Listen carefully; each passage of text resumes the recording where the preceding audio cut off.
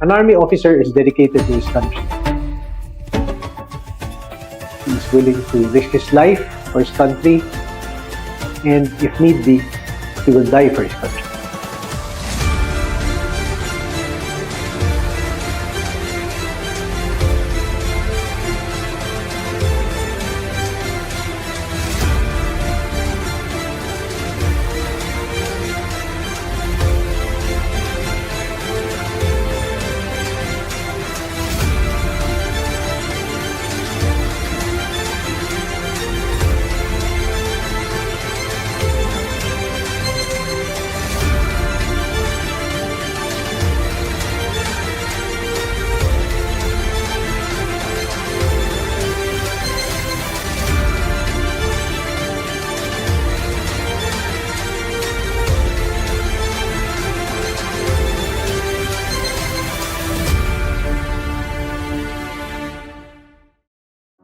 Ano, kaya ko pa ba? Kaya ko ba ito? Attitude lang. Kahit na masakit. Kinakabahan na nga ako kasi pag di ako pumasa pa doon, mabuboard ako. In the docu-series, it will show that the training is physically and mentally tough. However, they will see that it is a well-organized training to gradually develop the students over a year.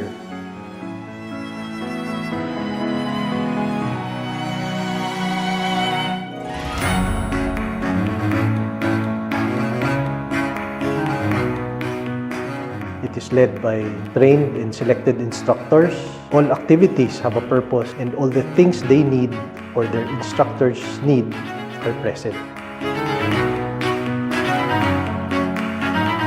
I am Second Lieutenant Karen Idio, currently the Chief of the Physical Education Branch of the Physical Education Department of the Officer Candidate School. Yung physical fitness test, it is more than just a test. It is a vital tool for monitoring and assessing the physical capabilities of the student. Minimeasure din nito ang core aspects ng fitness like muscular strength, muscular endurance, cardiovascular endurance, flexibility, and body composition. Ito yung minimum standard na nagme-measure sa physical readiness sa Philippine Army. So, minimake sure na ang mga estudyante is makakasabay sila sa demands ng training. And it entails push-ups, sit-ups, and running. Yung mga personnel ng CFWDC or the Combat Fitness Wellness Development Center, nagde-demonstrate sila on how to execute the exercises properly. Tapos, yung mga estudyante is kinukunan sila ng vital signs kung normal ba yung blood pressure nila, yung respiratory rate, at yung heart rate nila. Pag normal naman lahat, pinapaproceed sila sa PFT. It is their prime responsibility talaga na magpalakas para naman hindi sila ma-terminate or recycle sa next na class. Ang obstacle course naman, it is also designed to test a soldier's physical abilities. So, bilang officer, crucial siya dahil upon graduation, all of us in the Officer Candidate School will be commissioned Second Lieutenants of the Philippine Army with the primary role of being platoon leaders, meaning magli-lead sila ng tropa sa mga rugged at mountainous terrains across the nation. So, imagine kung hindi ka physically fit, paano kung ikaw yung unang mag-back down sa pag-ooperate kung meron mang encounter or yung mga operations sa mga respective battalions in the future. Arang Sidlak! Pagpasok ko dito sa OCS, ang napansin ko sa katawan ko is malaki talaga yung pagbabago. Before is from 65 kilos ako, in less than a month, naging 48 ako. Dahil yun sa mga physical exercises na ginagawa namin araw-araw. Gumigising kami ng maaga, around 0300 or alas 3 ng umaga. Noon, magsabi tayo ng exercise, medyo sa isip ko is mahirap. Pero ngayon, tuwing gigising ako ng maaga, parang hinahanap-hanap ko na ang yung magpapalakas, mag-exercise sa katawan dahil sa mga physical activities na ginagawa namin dito sa OCS. Dito, naubog ko yung more discipline sa sarili para ma-maintain yung kung gaano ko ka-fit nung nasa labas ako. Ngayon, mas natutunan ko pa kung paano disiplinahin yung sarili ko para magpalakas sa everyday training dito sa Officer Candidate School. Ako si Captain Carlito Christopher P. Agustin, Infantry, Philippine Army. Ako yung Chief ng Military Skills Branch ng Military Science Department ng Officer Candidate School, Philippine Army. Ang marksmanship naman, ito yung isa sa core skills ng isang sundalo na nahuhulog sa shoot. Tinetrain natin yung ating mga estudyante na makapagpatama ng baril and makaya nilang tamaan ang isang man-sized target as a specific distance. Inaaral nila yung mga trajectories ng bala, papaano ito maipatama, yung bullet flight, and then yung mga basic stance, aim, yung follow through, and then yung mga breathing. Ang marksmanship dito sa OCS ay nahati sa dalawa.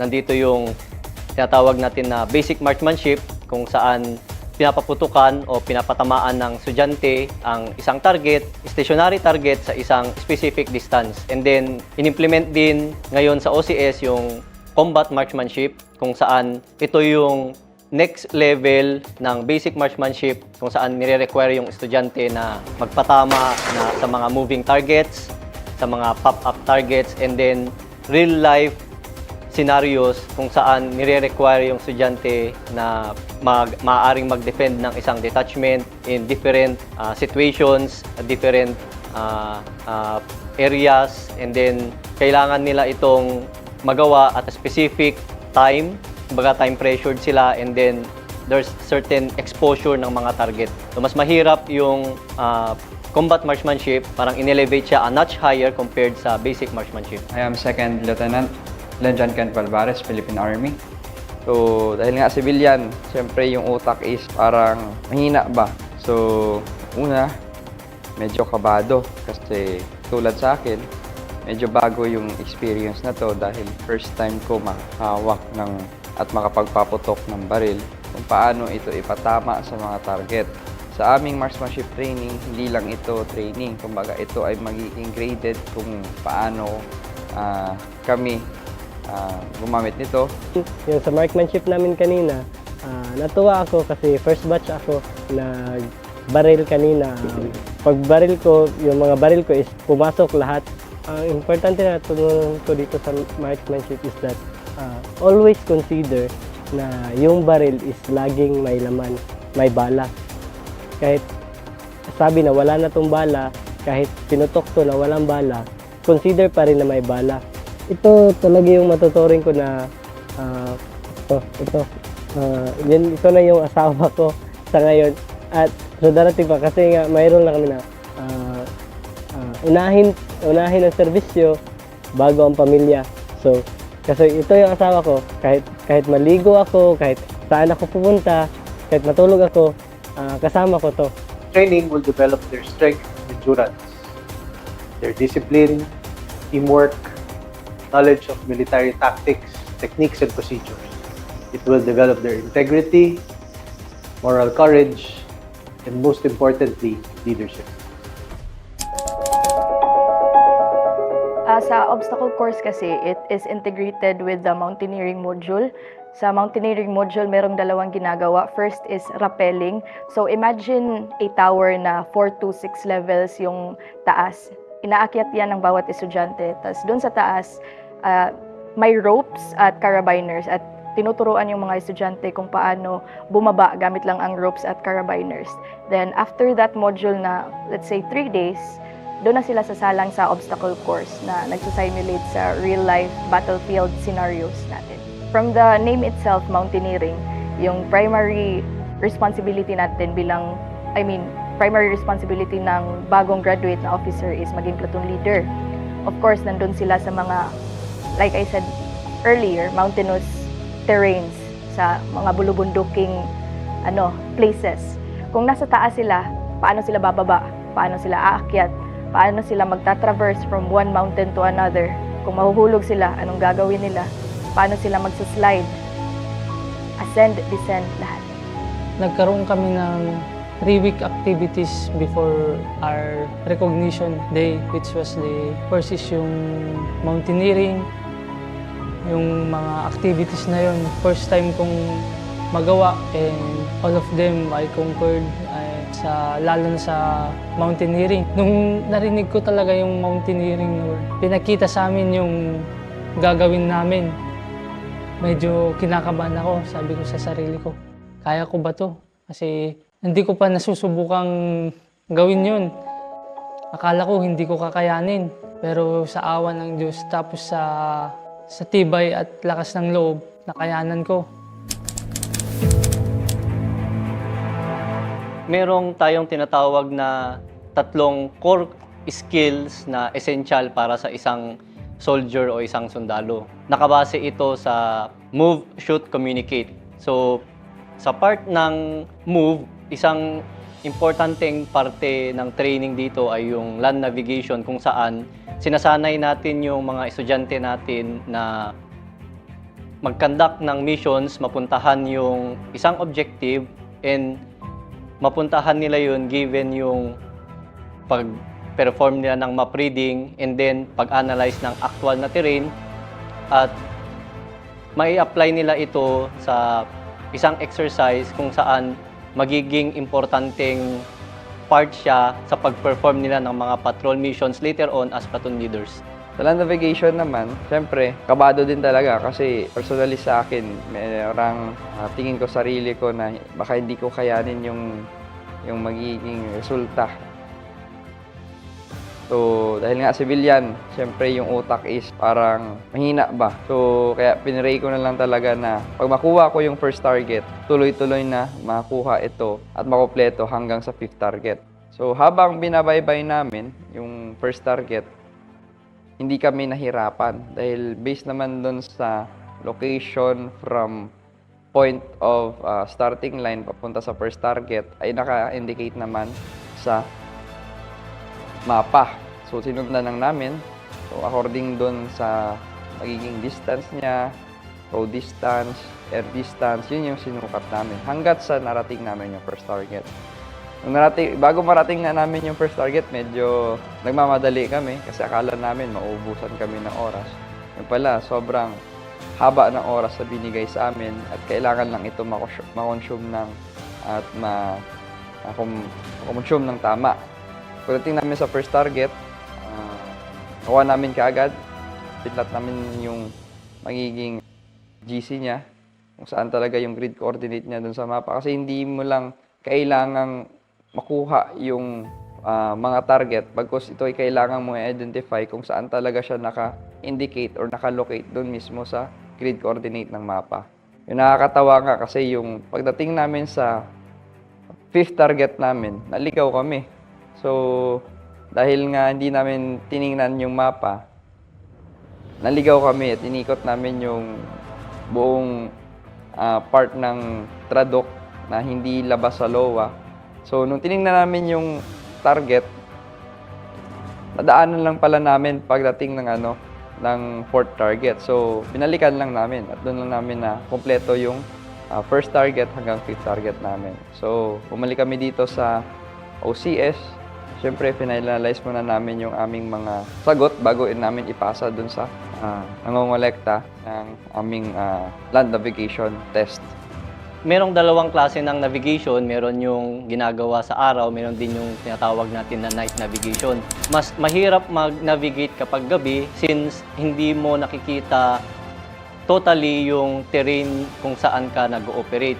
So, sinasanay natin yung mga estudyante natin na mag-navigate in night time. Inaaral nila yung tinatawag natin na mga phase count and mga references o yung mga pwede nilang gamitin na bases kung saan magiging guide nila para mas makapag-navigate at mapuntahan yung objective nila ng mas maayos. So yung navigation na ginagawa tuwing araw, kinakandak natin siya dito sa vicinity ng Training and Doctrine Command, papunta sa tinatawag natin na Combat Training Area.